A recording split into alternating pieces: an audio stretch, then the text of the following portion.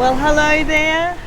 It's just kicked over into the beginning of June. It's a lovely late Sunday afternoon here and a great time to do my On the Rocks reflections. And this little video that I do at the end of each month, just to reflect on what are the key takeaways that I've taken from the month that's just been, and also what can I share with you that may help you to reflect in some similar way that assists you with how you're going. So we've just had May, and the best way I can describe May for me, was that it was momentous, absolutely momentous May. It was life-changing in many ways. Lots of moments, lots of memory making, and let me just share a little bit about that for you, because last month I actually talked about all those damn unplanned, unwanted disruptions that happen. And I was almost a little bit, frustrated with that, I think you call it. And how, I've had a lot of disruptions at times and made many changes in my life, so I'm very used to zigzagging and doing the things you need to do as those disruptions hit. I also talked last month about being more realistic on myself, kind on myself around meeting deadlines, and that often we're the ones that set those deadlines. And actually just really wanting to focus 100% on my writing through May. Well, let me tell you what happened. Just before Mother's Day, on Friday the 10th of May, I received an unexpected text message from my birth mother. Yes, I'm adopted. It's not a secret for my friends and the people that have read my book, Rock Your Stripes, and for those around me. I've always known. But for my mum, it was a very deep secret. And the text message said this: "Hi, I'm with my daughters," and she named them, "and I've just told them about my other beautiful daughter. They are thrilled and would love to meet you." I got that on a Friday afternoon at 4 o'clock. I'd had my phone turned off all day.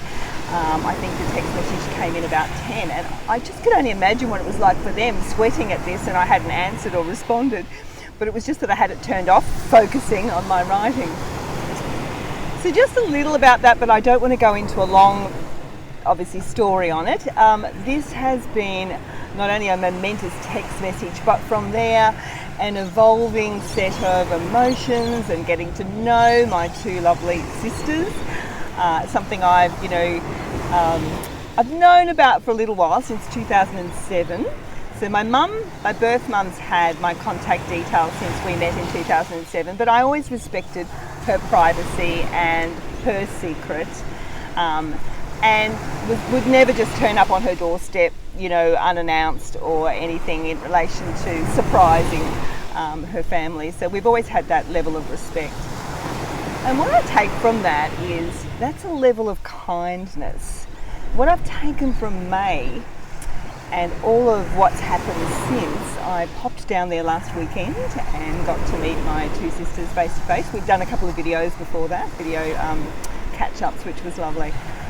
And overwhelmingly, what kept coming up for me was the kindness that they were showing their mum, the kindness that they were showing me, the kindness in general of how we are open to that, how we are willing to show kindness to each other, and just really embrace the fact that this is a new chapter. Sure, there were secrets, but that's out in the open now, and being able to let that evolve into whatever it does. Kindness is the word that just keeps coming up for me. Now, kindness comes from a deeper feeling of immense compassion. And when I think about my birth mum and what it would have been like to fall pregnant at 16, to have me at 17, and to not have a lot of choices back in those days, and on top of that, really adoption of babies for single mums was part of the shame solution that was around then, the shame that these young women had to carry, and the shame that often their parents had to carry and try to hide, and all of that shame. It's just so good to have that release.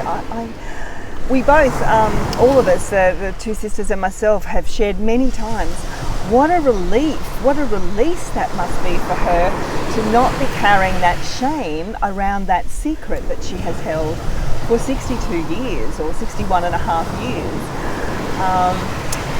At 79 now, she is having her own health issues. Again, the kindness and compassion we have around that for her, and the fact that there's never a right time, but this is the time for her to share that and to feel that level of release and almost like that heavy burden taken from her as she faces some other health issues herself.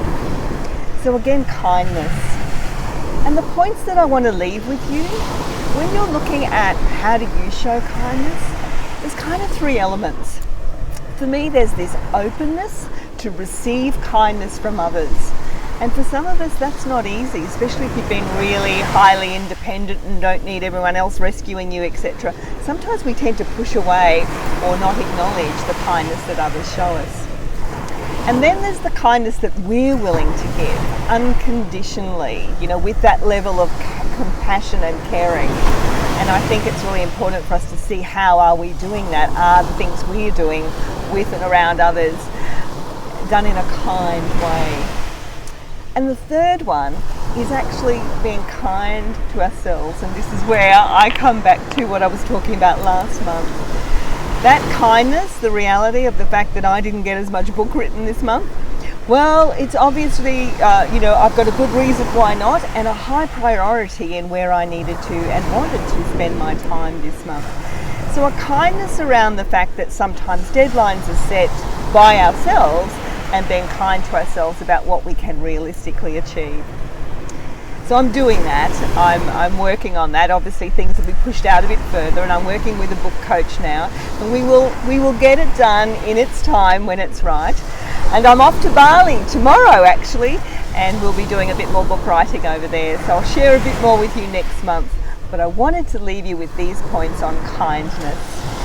Have an awesome new month, because we're now in the month of June, and I'll catch you next time.